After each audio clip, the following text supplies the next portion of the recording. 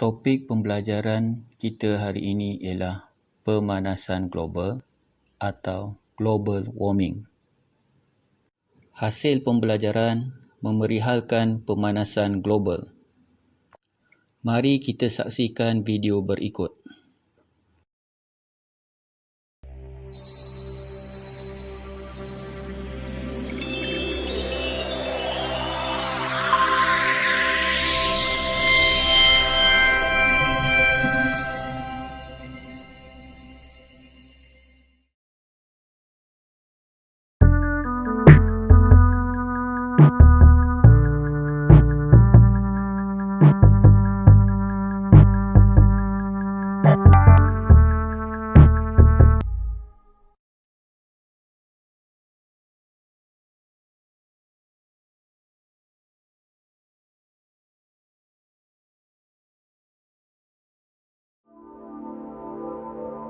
Sun is the source of energy for all the processes that occurs on the planet Earth. It provides energy in the form of light.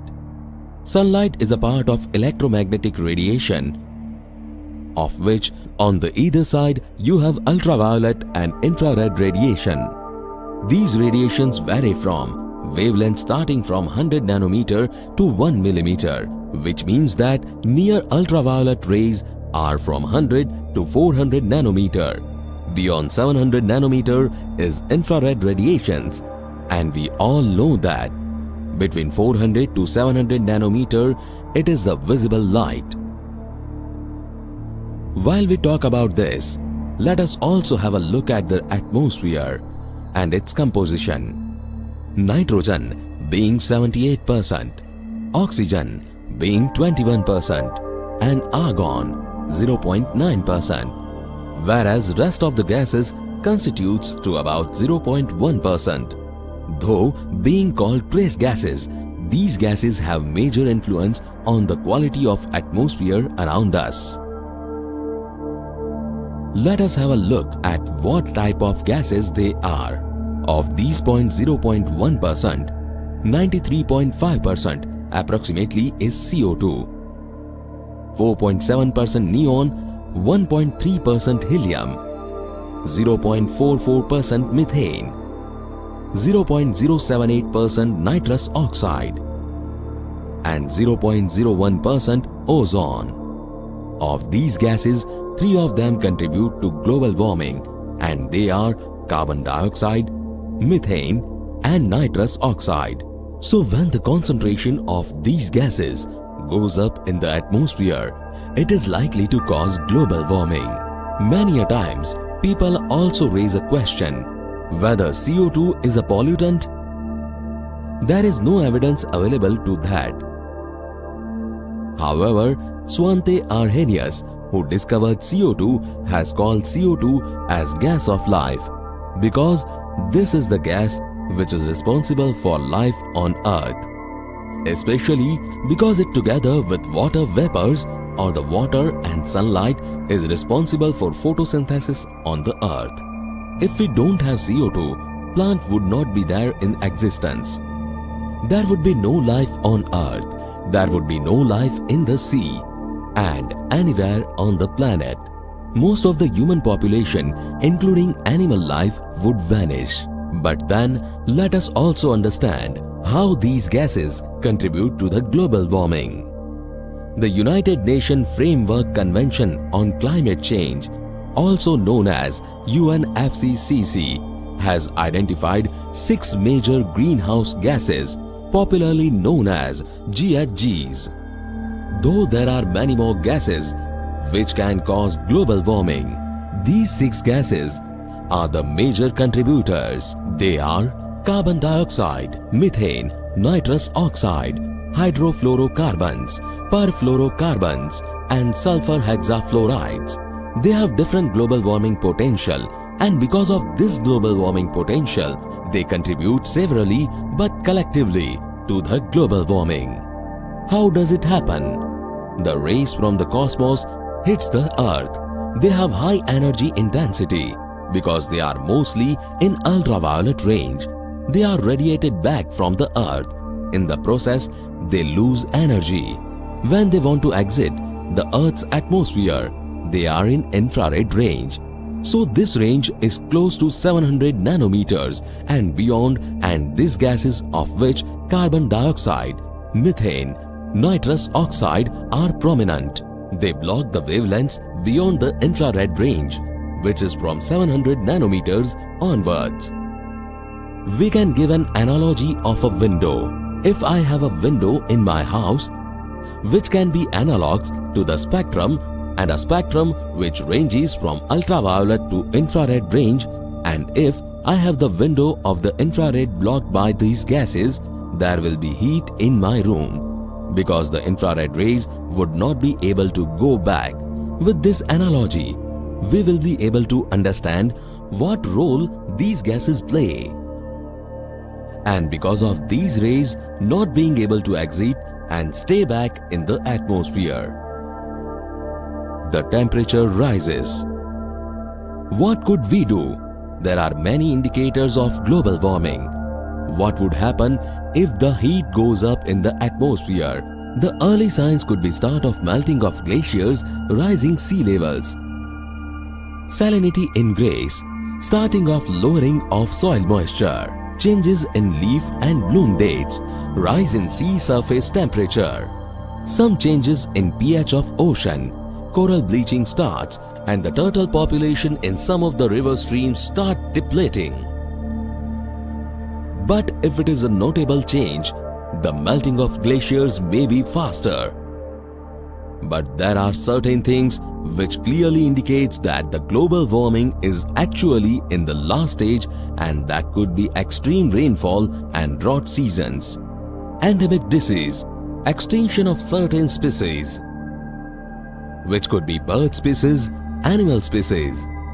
In between we find that certain changes take place. For example, from the last stage to the early stage, there could be some change in rainfall, which could tell us that the global warming is actually happening. If we do a careful analysis of these indicators, we will be able to predict the global warming and its happening. The evidence which are available with us tell us that the temperature has been rising for the last many years, but this has to be understood in totality. The life on Earth, especially human life, doesn't exceed 100 years except in exceptional cases. The average human life is close to 70 years, and this period is too small to understand the glacial and interglacial cycles, which vary from over 4 lakhs to 4.5 lakhs years. This million years and the interglacial period between them actually tell us that global warming and global cooling happens in cycles. Between two interglacial periods, there is almost a difference of 2.5 lakhs years, and between these interglacial periods, there is a glacial period. Between a glacial period, there are minor glacial periods which ranges from 100 years to 400 years. Even if we assume 400 to be a reality for the minor glacial periods and minor warming period, even then it would be beyond human comprehension to understand. And that is where science comes to our rescue. The study of ice core areas, especially of Antarctica, where the scientists have studied the measurement of CO2 in the ice, have helped us in understanding as how to warming has been taking place over the last 1 century. The graphical representation tells us that its concentration of CO2 and the methane levels have gone up drastically in the last 500 years, and more so after the Industrial Revolution. This evidence based on carbon dating has clearly reflected that Industrial Revolution may be one of the reasons for rise in temperature and also rise in the CO2 levels, and subsequently in the greenhouse gases emissions. The greenhouse gases emissions vary for gas to gas. A comparative chart would tell us that taking the reference of CO2 to be 1 or taking the CO2 global warming potential to be the base, the global warming potential of other gases is significantly higher. It varies from CH4 being 21 to N2O being around 310 times, HFC to be almost 1000 times, and finally the SF6 to be almost 23,900 times the global warming potential of CO2. This is also tells us that we have to extremely careful about these gases, because on a comparative scales, 1 ton release of SF6 is equivalent to 23,900 ton of release of carbon dioxide. So if you burn 23,900 tons of coal, that is equivalent to use of 1 ton of SF6, which is mostly used in production of tires, and we may not be aware, but some of our industrial processes thereby may be contributing to the global warming. Many a times, scientists raise an issue as to whether CO2 and other gases are the only reasons for global warming on this earth. Are there no other external factors? Are there no external reasons for it? Are there no internal reasons on the earth which may be contributing to global warming? Are there no anthropogenic reasons other than the greenhouse gases which may be contributing to global warming? These are pertinent questions. These are significant questions, and they must be answered, and we must answer them in our pursuit of science. It is said that solar activity causes lot of changes in our atmosphere and may be contributing to climate change. A lot of research needs to be done on that. But sun has a cycle of 11 to 12 years where the solar activity goes up and decreases, which needs to be understood. The Earth orbit, especially the precession, the Coriolis effect because of the rotation and revolution, and consequently precision of Earth also may be contributing. Scientists at many places have also said that meteorites may be the reason, and of the internal reasons, the volcanic eruptions may be the reason.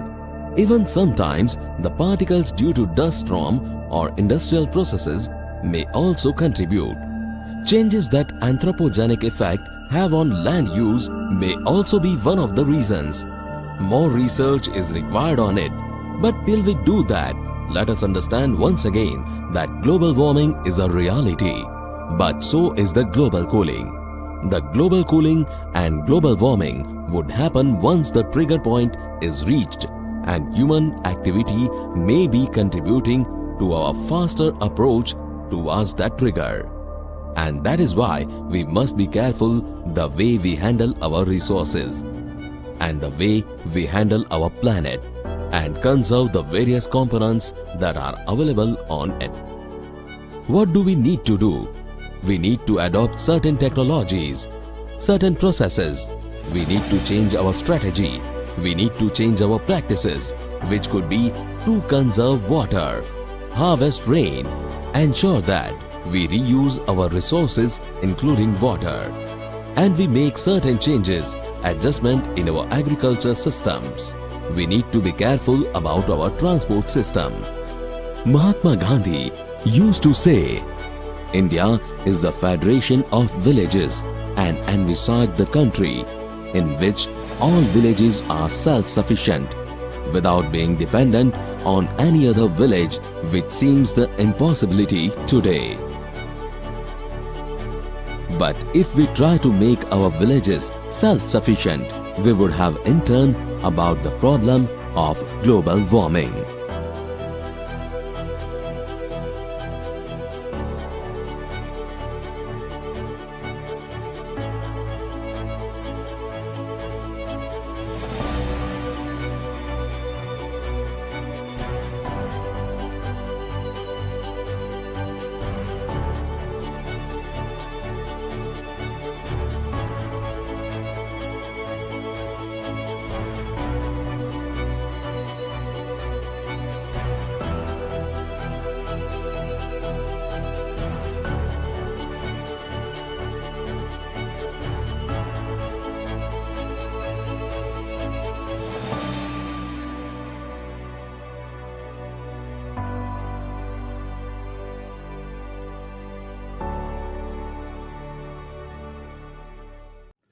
apakah fakta-fakta penting yang anda perolehi daripada video tersebut? Kata kunci penting. Pertama, karbon dioksida. Kedua, kesan rumah hijau. Ketiga, peningkatan suhu dunia. Keempat, ais di kawasan kutub cair. Kelima, paras air laut naik. Keenam, dataran rendah tenggelam. Kata kunci pertama, karbon dioksida. Hutan ialah satu ekosistem yang unik yang mampu menukarkan gas karbon dioksida kepada gas oksigen. Proses penukaran gas karbon dioksida kepada gas oksigen ialah proses fotosintesis. Pemusnahan hutan secara besar-besaran akan meningkatkan kuantiti kandungan gas karbon dioksida di atmosfera. Bentuk molekul gas karbon dioksida. Kata kunci kedua, kesan rumah hijau. Penghasilan gas karbon dioksida yang banyak akan membentuk lapisan karbon dioksida. Karbon dioksida ini akan menghalang sebahagian tenaga haba yang dibebaskan oleh cahaya matahari yang terpantul pada permukaan bumi daripada terbebas ke angkasa lepas. Ini dinamakan kesan rumah hijau. Kata kunci ketiga, peningkatan suhu dunia. Haba yang terperangkap di bumi akibat halangan lapisan karbon dioksida akan meningkatkan suhu dunia, menyebabkan fenomena yang dikenali sebagai pemanasan global atau global warming.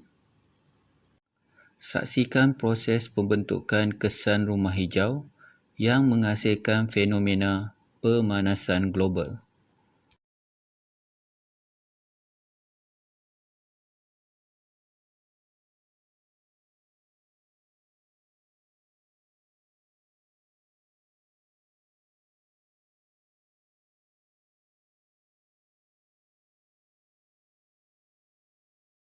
Kata kunci keempat, ais di kawasan kutub cair.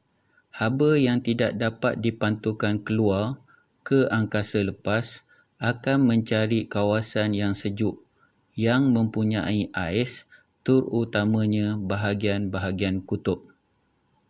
Haba tersebut akan menyebabkan ais-ais di kawasan kutub akan mencair.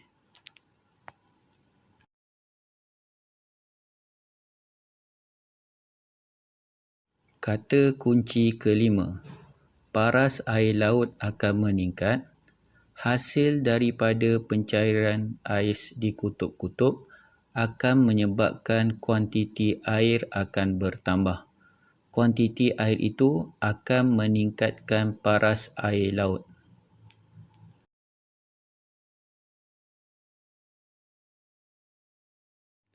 Kata kunci keenam, dataran rendah tenggelam. Dataran yang rendah di pantai dan dataran-dataran yang rendah di muka bumi akan ditenggelami oleh air.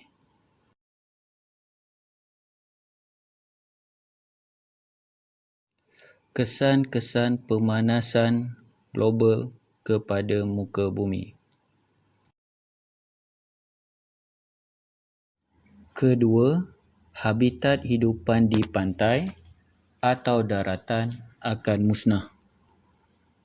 Ketiga, banjir besar akan berlaku ketika air pasang laut besar.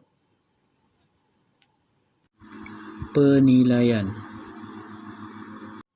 Bagaimanakah proses rumah hijau terjadi pada bumi?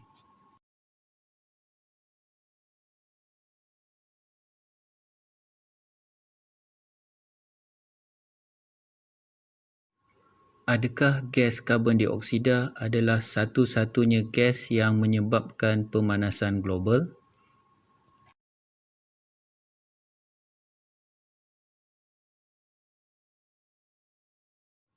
Kenapa paras air laut meningkat semasa proses pemanasan global?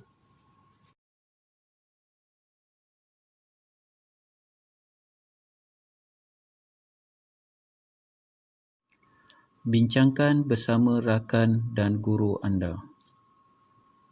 Sekian, terima kasih. Sampai jumpa lagi.